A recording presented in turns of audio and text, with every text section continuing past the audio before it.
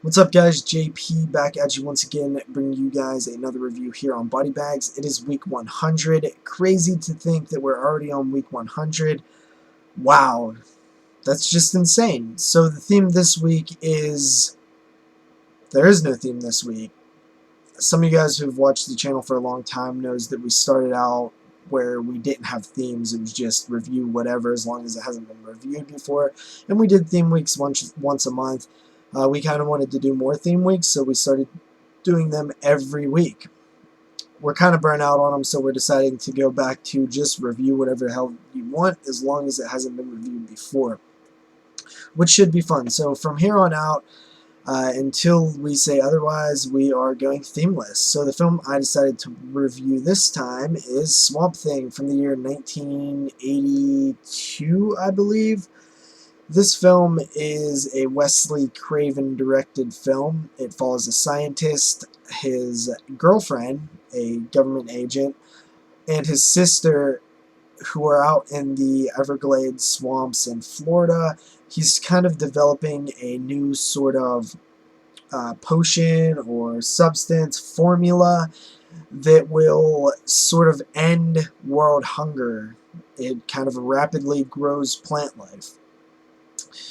And little does he know that his sort of arch nemesis is afoot, and they come in and kind of destroy everything. They try to kill him. He gets the formula dumped on him.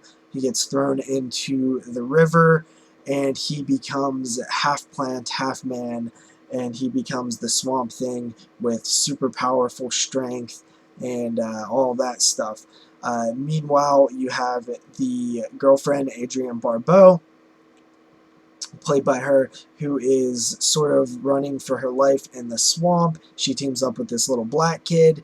And then you have the bad guys, one of them played by David Hess, sort of after her because she has a book that had the formula in the book, and they're after the Swamp Thing itself because that will be an interesting thing to study.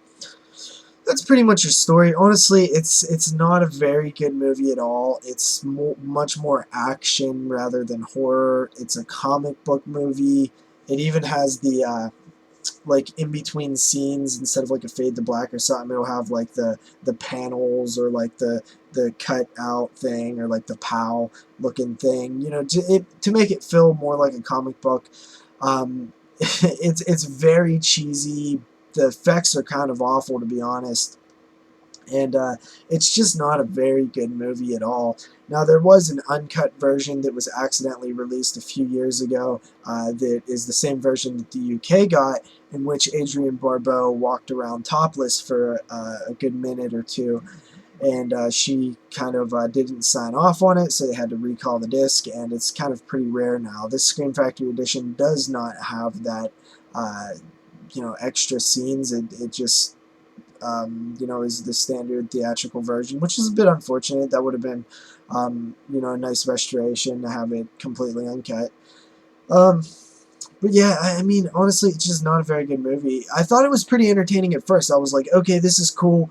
Classic superhero type stuff, comic book stuff. We have, a tragic thing. This guy's turned into a monster. I liked the setting. The setting was really cool at first. The swamplands. It looked really good. The sets looked well done. And then it just takes a nosedive.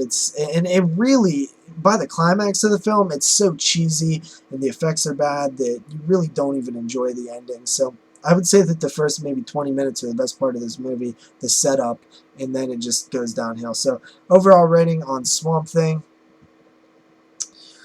I kind of bash it a lot more than my rating would probably suggest, but even though it, is, a lower tier movie, it's still passable, I guess, so maybe a 5 out of 10.